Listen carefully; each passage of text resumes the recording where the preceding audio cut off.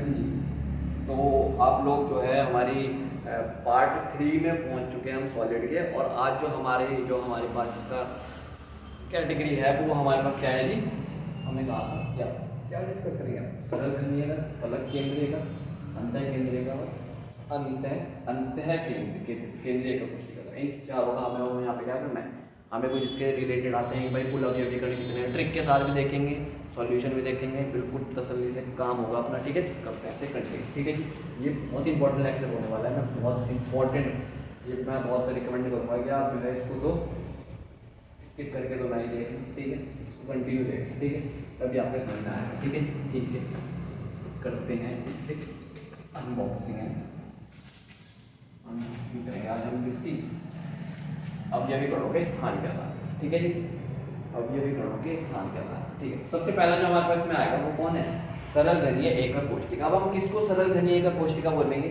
सरल घनीय एकक कोष्टिका वो कहलाएगी जिसमें हमारे पास, देखो इन सभी में एक वर्ड बहुत इंपॉर्टेंट है, घनीय फलक केंद्रीय एकक कोष्टिका। ये भी यहाँ पे हमारा एक्सिस फलक केंद्रीय एकक कोष्टिका के साथ साथ फलक केंद्रीय घनीय एकक कोष्टिका ये आप बोल सकते हो, ये भी घनीय है, फलक केंद्रीय घनीय एकक कोष्टिका, सारी की सारी घनीय है। ठीक है, तो इन सभी में घन का डायग्राम तो बनेगा ही बनेगा। क्या बनेगा जी, बनाना है आप शायद वो ना आ रहा हो और बनाना है। ठीक है जी,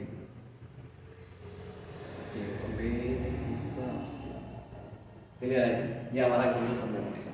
अब मेरा सरल घनीय का कोष्टिका किसको कहा जाएगा? सरल घनीय का कोष्टिका उनको कहा जाएगा जिसमें हमारे पास अवयवीकरण, जिसमें अवयवीकरण अवयवीकरण अणु या आयन, कुछ हो सकता है, अणु या आयन, जिसमें अवयवीकरण अणु या आयन, जिसमें अवयवीकरण अणु या आयन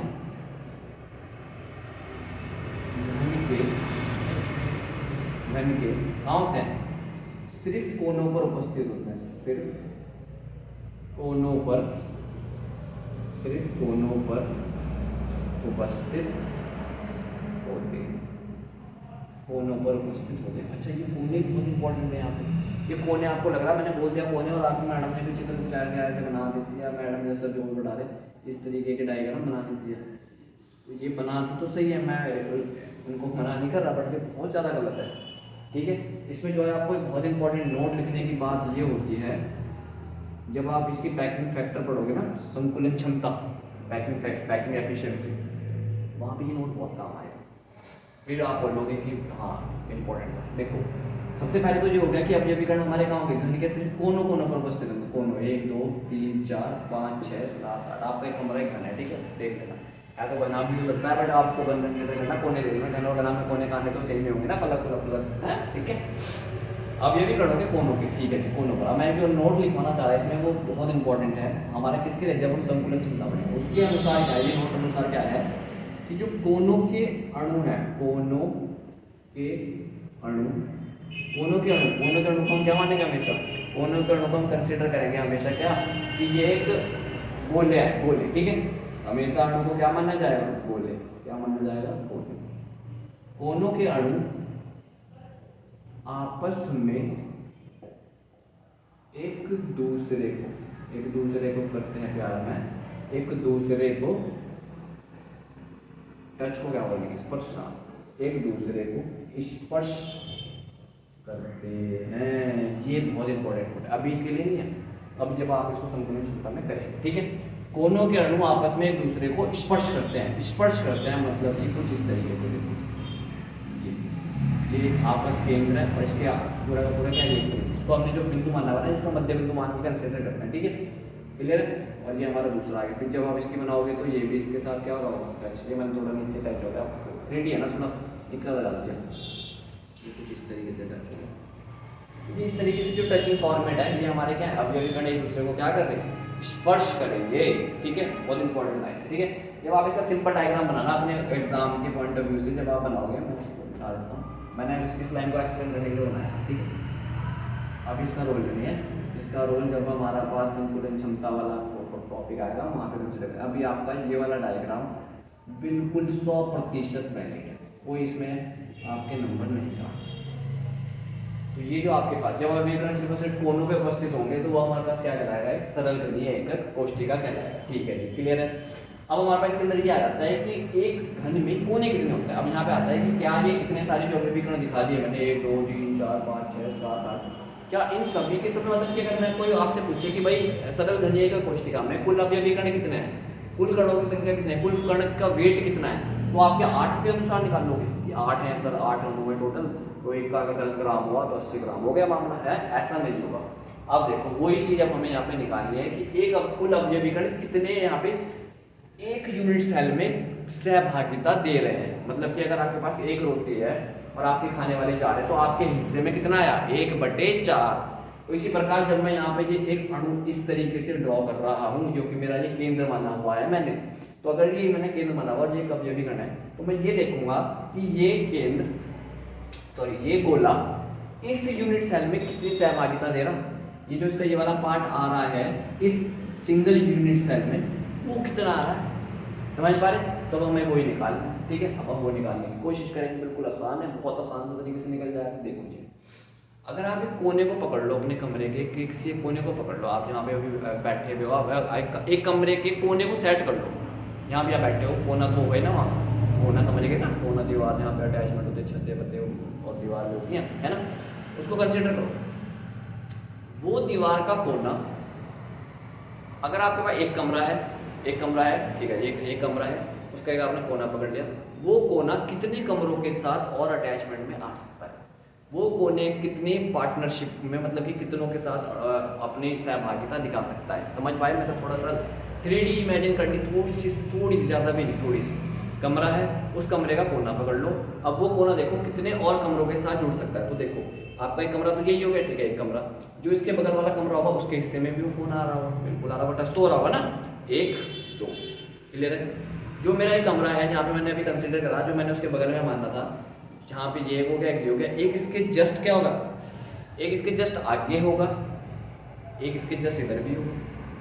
मतलब एक ये कमरा हो गया जो आपने कंसिडर करा था, एक इसके बगल में हो गया 2, फिर इसके बगल में हो गया 3, फिर जो इसके बगल में होगा 4, मतलब कि 4 तो नीचे बनेंगे, 4 कमरे नीचे हो गए, कोना आ रहा है अभी कोना सबके हिस्सों में, और 4 ही ऊपर भी तो बनेंगे, एक सिंगल मंजिल एक उसके ऊपर डबल मंजिल, समझ पा रहे। तो टोटल 8 के हिस्सों में 8 यूनिट सेल है, उनके हिस्सों में क्या आ रहा है हमारे पास, वो कोना आ रहा है। तो एक के हिस्से में कितना आया, अगर वो 8 जने हैं और एक रोटी है तो एक के हिस्से में कितनी आएगी, अगर 8 जने हैं उसको खाने वाले, 8 के हिस्सों में आ रहा है तो 8 जने खाने वाले। अब अगर 8 जने उसको खाने वाले हैं तो आपके हिस्से में कितना है, एक के हिस्से में कितना आएगा, 1/8। बस ये तो निकालना है ना, यही मामला है। आप यहाँ पे क्या लिखोगे, कुल कोने कितने हैं, 8, कुल कोने 8 है, ठीक है जी। एक कोने पर एक कोने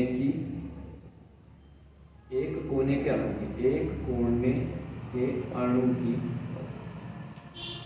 उस यूनिट सेल होता है एकक कोशिका में सहभागिता वो कितनी होगी जी, देखो कितनी होगी जी, 1/8। एक कोने के अणु की उस यूनिट सेल में सहभागिता, एक हिस्से में कितना आ रहा है, यहाँ पे टोटल जो ये कोना है ना, ये जो कोना है ये 8 कमरों के हिस्से में आ रहा है, 8 कमरों के हिस्सों में आ रहा है। अगर ये 8 कमरों के हिस्सों में आ रहा है तो इसके खुद के हिस्से में कितना हो गया, कितना आ गया जी, 1/8। उस यूनिट सेल का हिस्सा कितना आ गया, 1/8। बस ये तो निकालना था, सहभागिता कितनी आ गई, 1/8। तो पूरे यूनिट सेल के लिए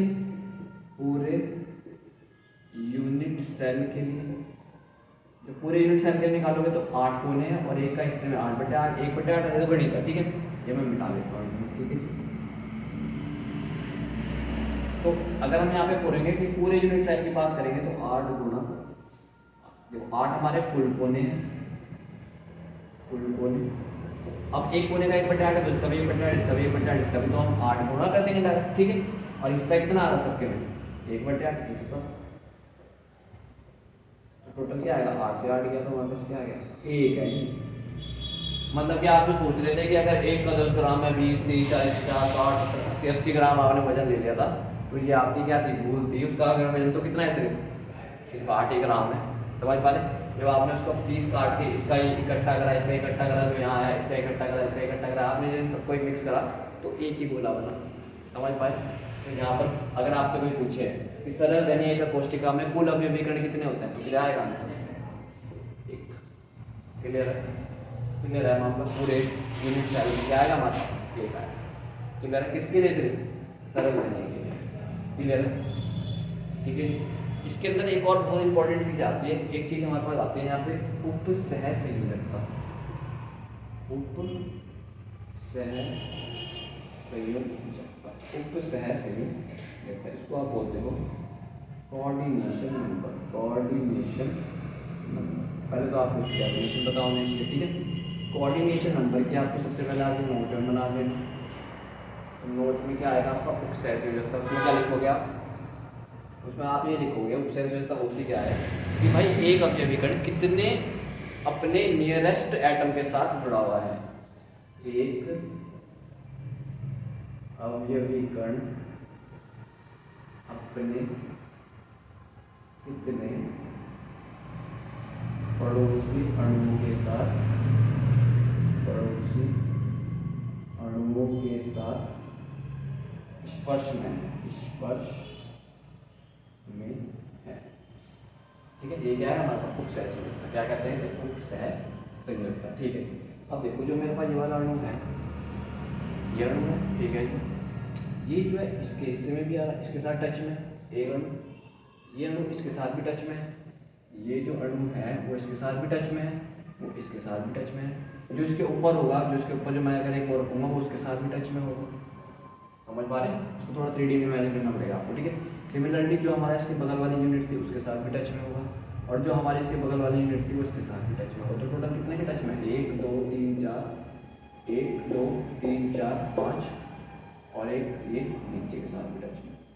मतलब कि देखो सीधी सीधी बात है, ये हम ना एक्स वाई जेड 3 डायरेक्शन है, एक्स वाई जेड, और ये एक्स वाई जेड यहाँ पे भी है, एक्स वाई जेड यहाँ पे भी है।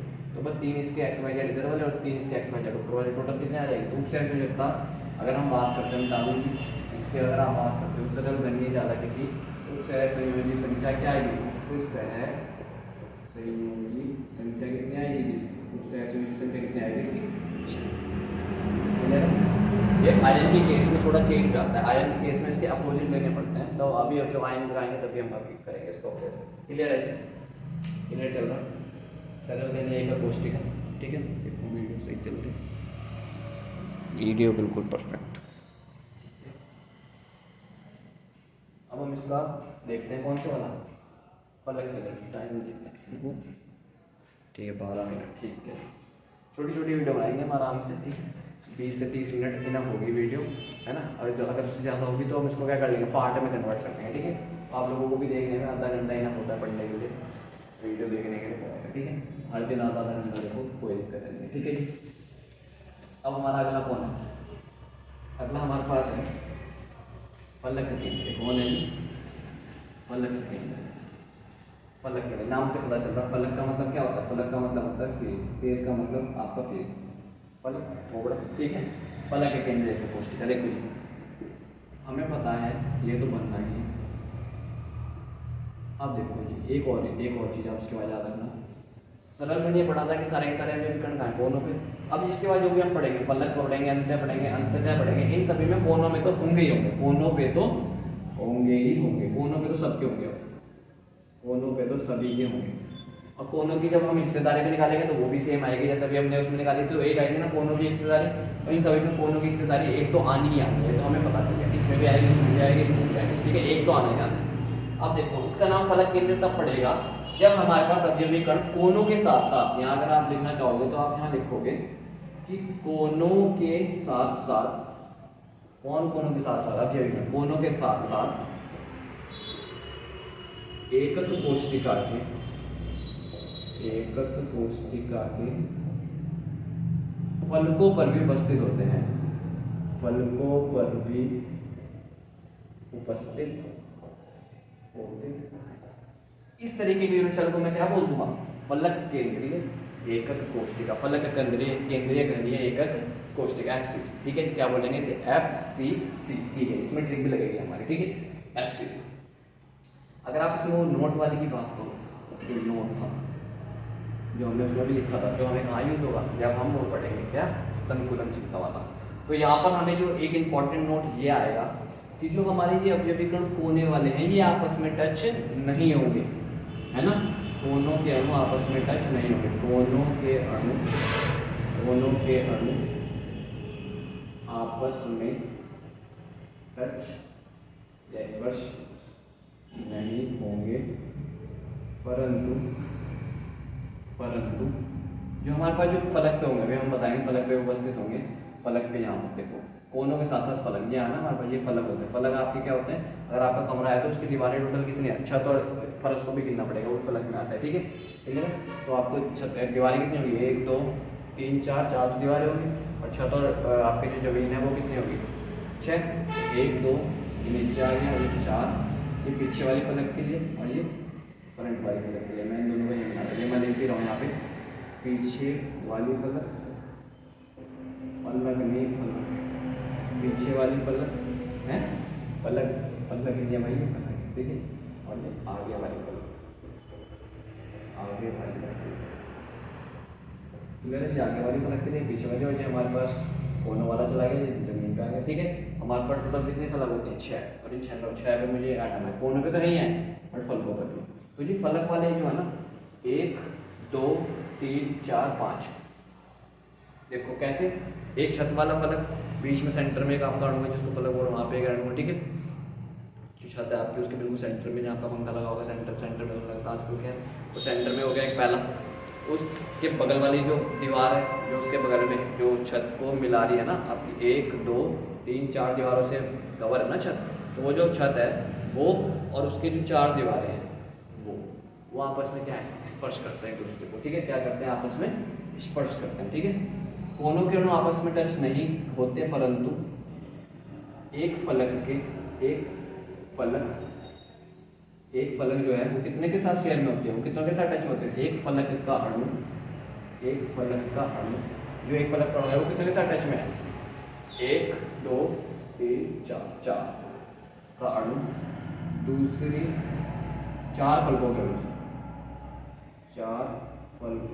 अणु से, 4 फलकों के अणु से स्पर्श करते हैं। क्या करते हैं, स्पर्श करते हैं, क्लियर है। 4 कोणों के अणु से स्पर्श करते हैं, अपने आप तो है वो एक, और वो चारों के साथ आपस में क्या है, टच में है, ठीक है। नीचे वाले के साथ टच में नहीं होगा बस, ठीक है। आपके 6 है ना टोटल, तो जो आपका 5 के साथ टच, 5 आपस में टच होंगे, बट छठे वाला टच नहीं होगा, ठीक है। ये आपकी कहानी है, और हर एक केस में लगेगा, ठीक है। किसी भी फलक के लिए आप कंसीडर कर सकते हो, ठीक है जी, क्लियर है। ये आपका नोट हो गया, ये आपका हो गया। अब मैंने कहा था कि इसमें कुल अवयवीकरण कितना है, क्या फलक पे जो अणु है क्या वो पूरा का पूरा इस यूनिट सेल में आ रहा है। अगर मैंने एक बताया था कि अगर मैं इसको एक गोला मान रहा हूँ और ये मैं जब इसको इतना बड़ा बनाऊंगा तो इसका कुछ भाग कहाँ चला जाएगा बाहर। अगर आपका कोई बीच में, जैसे आपके पास कोई फुटबॉल है और आपने उसको बिल्कुल सेंटर में फिक्स करना है एक पॉइंट में, बिल्कुल मतलब वो आपकी जो दीवार है ना, वो लेंटर जो डला हुआ आपका, उसको बिल्कुल बीचों बीच सेट करना है। तो बीचों बीच सेट करने पे क्या होगा कि उसका कुछ आधा हिस्सा नीचे आएगा और आधा हिस्सा ऊपर वाले में चला जाएगा। तो अगर आपके पास 2 हिस्सेदार हो गए तो आपके हिस्से में कितना है, उस यूनिट सेल के हिस्से में कितना है, आधा, चलेगा ना आधा, ठीक है। जब देखो कोनों पर जो उपस्थित है, कोनों पर कुल अणु डायरेक्ट लिखते हैं, कोनों पर कुल अणु वही 8 गुणा 1/8 वाला सीन लगेगा। अभी क्या जाएगा, कोनों का तो हो गया, बट फलक, कुल फलक लिखेंगे सबसे पहले। कुल फलक कितने हैं, कुल फलक 6। एक फलक की सहभागिता, एक फलक के अणु की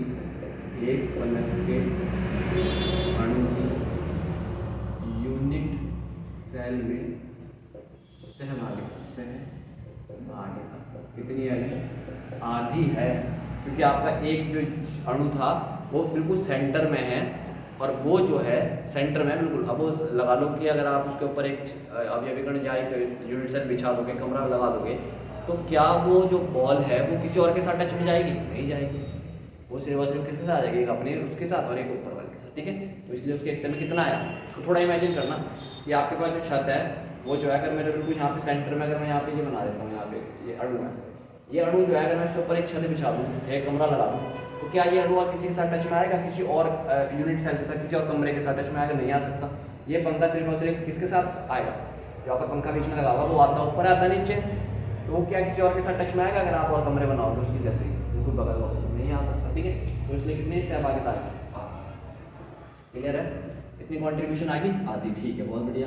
कुल 6, तब कुल फलक का सहभागिता, तब कुल फलक की, अभी कुल फलक की बात हुई, कुल यूनिट सेल की बात नहीं, कुल फलक की सहभागिता कितनी आ जाएगी, 6 गुणा 1/2, क्योंकि 6 हमारे पास क्या है टोटल, तो क्या है कुल फलक 6 है और एक फलक की सहभागिता कितनी, 2 टोटल कितना आ गया, 3, ये आ गई 3, क्लियर है। यहाँ 3 आ गई, ये हमारे को फलक के लिए आ गया और एक हमें कोने पे भी तो है। तो कुल अगर आप हमें बात करोगे, अब जब आया हमें किसकी बात करोगे, कुल की, कुल यहाँ पे क्या कंसिडर करेंगे, कुल एफसीसी में अवयवीकरण, कुल एफसीसी में उपस्थित अवयवीकरणों की सहभागिता, अवयवीकरणों की सहभागिता। जब आप इसको निकालोगे तो आपको इन दोनों को क्या करना पड़ेगा, जो भी डाटा है इन दोनों को प्लस कर देगा, मतलब कि 1 + 3 क्या आ जाएगा आपका आंसर, 4, क्या आ जाएगा 4, क्लियर है। एफसीसी में कुल अवयवीकरण कितने होते हैं, टोटल कितने होते हैं, 4, क्लियर है कहानी, कोई दिक्कत। अब आते हैं इसकी ट्रिक पे कि हम इसको याद कैसे करेंगे, 4 एफसीसी को याद करने में ऐसा आपको याद है तो उससे बेस्ट कुछ नहीं, अगर आपको एक सॉल्यूशन करना आता है, करना तो एग्जाम में यही करेगा, पढ़ेगा तो यही करना है, ठीक है।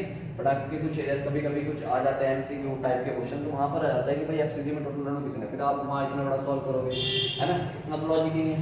इसकी ट्रिक है, बेवकूफ़ से ट्रिक है भले ही, बट हाँ काम आ जाएगी। हमें 4 याद रखना है, अगर याद होता है तो। देखो ट्रिक क्या है, आपने जो डिजिटल वॉचेस देखी हुई ना रेलवे स्टेशन वगैरह पे या फिर आपके घरों में जो टेम्परेचर बताती हैं, तो उसमें अगर आप एफ को देखोगे, एफ कैसे लिखा जाएगा, एफ जो है कि डंडल फॉर्मेट में जैसे 8 में ऐसे लिखा जाता है, ऐसे लिखा जाता है ना, ये ट्रिक है हमारे पास, ये हमारे पास ट्रिक है। तो 8 ऐसे लिखा जाता है, ऐसे नहीं, आप देखो तो इसी प्रकार अगर आप एफ लिखोगे तो कैसे लिखा जाओगे, 1 2 3 ऐसे, एफ ऐसे लिखा जाएगा, कोई दिक्कत है। फेस का एफ, फेस जो हमारे पास है फेस सेंटर्ड है ना, फेस बोलते हैं ना इंग्लिश में, कहा था मैं थोड़ा इंग्लिश में लगी, तो एफ जो है फेस कैसे याद है, इसमें टोटल डंडे कितने आ रहे हैं आप देखोगे, टोटल डंडे हैं 1 2 3 4, तो जब 4 डंडे हैं तो आंसर क्या है 4, ठीक है जी। तो ये ट्रिक है आपकी, क्लियर है। अब यहाँ पर थोड़ा एक कॉम्प्लिकेटेड सा एक वो आ जाता है, क्या उपसह संयोजकता, इसको थोड़ा इमेजिन करना, थोड़ा सा कॉम्प्लिकेटेड सा हो जाता है जब आप इसकी उपसह संयोजकता निकालते हो। यहाँ पे उपसह संयोजकता, उपसह संयोजकता देखो, अगर मैं इस वाले अणु को कंसिडर करूँ तो ये 4 के साथ तो यहाँ टच है, यहाँ पे ना कोने के अणु आपस में टच नहीं है, परंतु एक फलक का अणु 4 फलकों के अणु के साथ इस पर से प्लस वो यहाँ से भी टच में है, वो यहाँ से भी टच में है। तो देखो जी 4 तो ये हो गए इसके, 5 6 7 8 ये हो गए जी, 8 हो गए इसके साथ टच में। 4 तो इसके नीचे वाले जो मैंने बताया था कि भाई कोनों के 4 के फलक के साथ टच है, ठीक है। और एक 4 जो है इसके 1 2 3 4 कोनों के साथ हो गए, 4 और 4 8।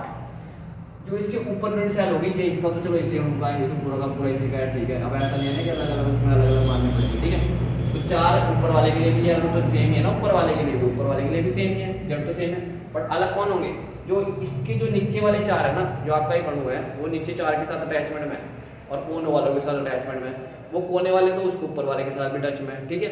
तो जो नीचे वाले फलक है ना 4, जो नीचे 4 है और जो ऊपर की फलक है 4, तो 4 और 4 8 और 4 दिया 12, ठीक है। तो टोटल कितना है यहाँ पे 12।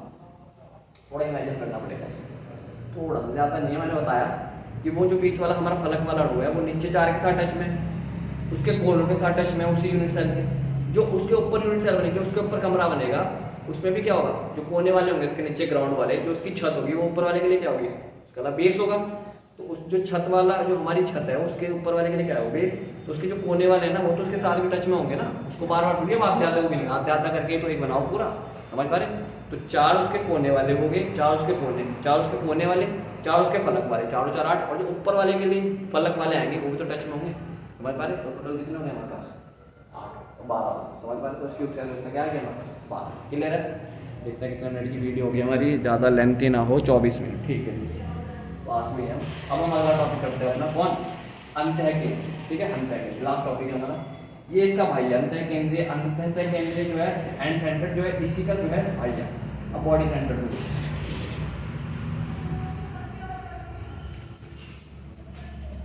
बॉडी वाले जो हम, ठीक है, क्या बोलते हैं,